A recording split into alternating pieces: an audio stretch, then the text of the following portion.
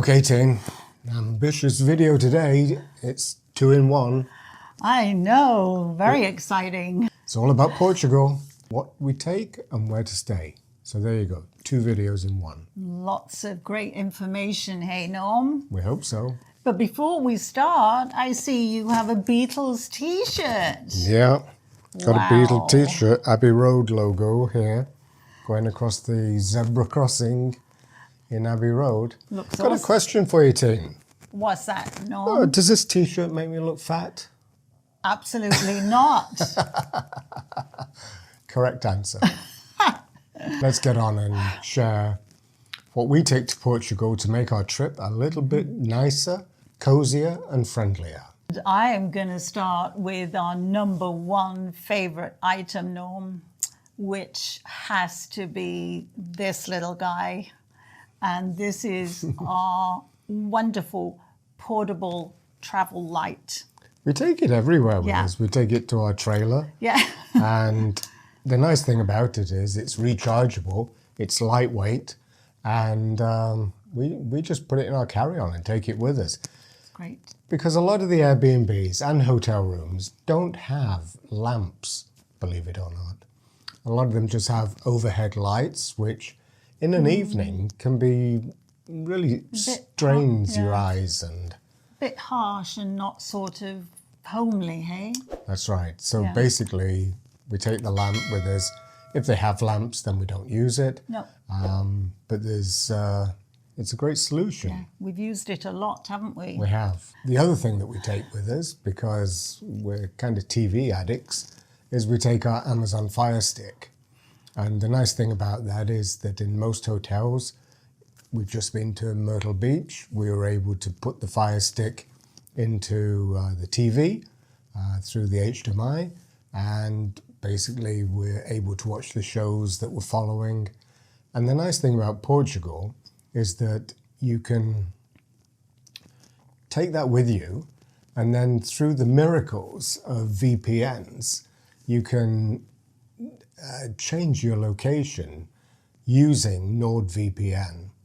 And that way, if you want to watch Canadian TV shows and you're in Portugal, or you're coming from England or the US and you want to watch your local programming on Amazon Fire Stick, and on our Fire Stick we have the Netflix app as well. So the really nice thing about having NordVPN is the fact that if you get into an Airbnb or a hotel, you're likely going to be using their Wi-Fi. And one of the things that happens when you're using somebody else's Wi-Fi, you don't know how legit that is or whether it's being compromised. No, you don't. So it gives you that great security feeling, doesn't it, Norm?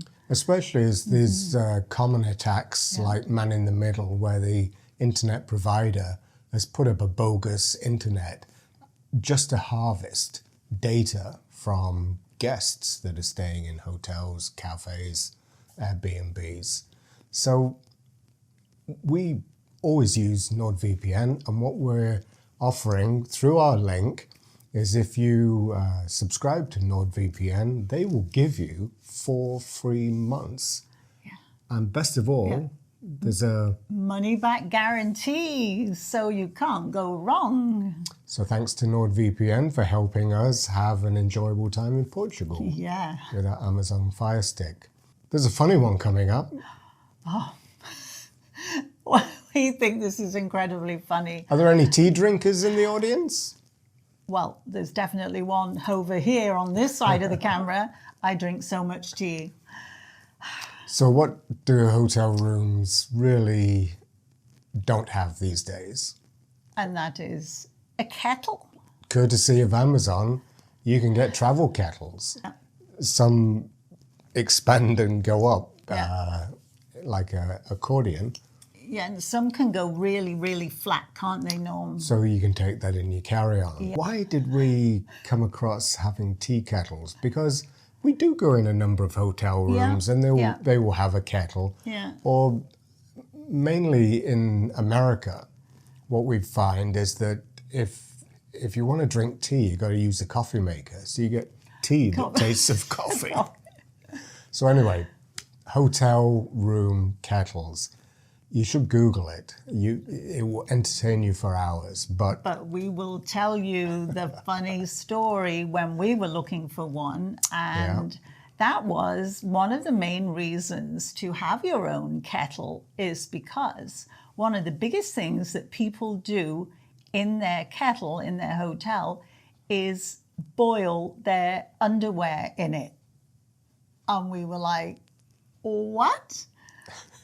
People will actually use the kettle to put and wash their underwear in it. I guess they run out of underwear, Teen, on these long stays, and you've got to do it somewhere. And after that, I said to Norm, no more hotel kettles. We're going to take our own. So we'll put a link for a travel kettle.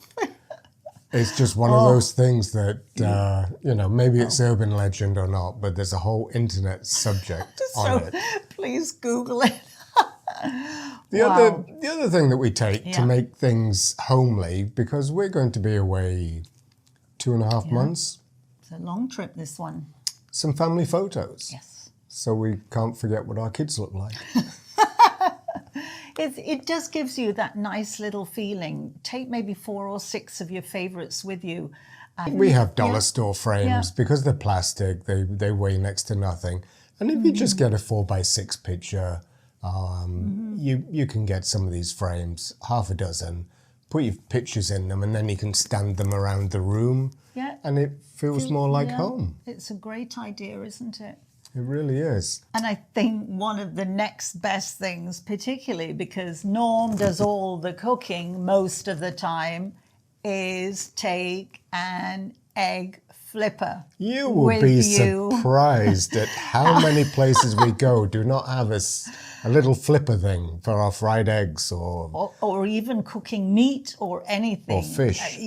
But to have your own flipper is a great thing to have, isn't it? And we actually bought this in Myrtle Beach because we did. The hotel room with the kitchen. They didn't have one, did they? Didn't have a flipper. So we had to go buy one. So we have bought them before in the Algarve. And if you don't take your own flipper, we had bought previous flippers in the supermarket called Continent. And they have a non-food section, so you can get them there for basically €1. It's their version of a dollar store. Yeah, it was great. And I think But that just goes in the carry-on, and it's plastic, it's lightweight. But if you don't have one... You really miss those fried eggs for breakfast. You will indeed. Where are you going to stay in Portugal? We like the Algarve because we're going there for the sunny days. Yes. Even though there will be some rain. We don't go to Lisbon or Porto because it's cooler up there. It's cooler than the Algarve. And basically, while it would still be warmer than Canada in Lisbon and Porto, we just prefer being near the ocean, those blue skies that are so famous in the Algarve. So, Tina's been doing some research. Yes, because we've had so many of our viewers leave comments saying, how do we go about this? How do we try and find a place to stay like what we stay in? Well, we've come across quite a few. We've done some of the information for you. There are some very large groups on the Algarve. A couple of them. Well, specifically what we're trying to show you is alternatives to Airbnb. Correct, yes. Which are hotels with apartments. And some will have studios, 1 bedroom and 2 bedroom. We get a 1 bedroom apartment and the following hotels, and we're going to put a card up here so you'll be able to see them. And maybe pause the video if you're interested in copying the names down. But the first one, Teen? Is the Pestana group.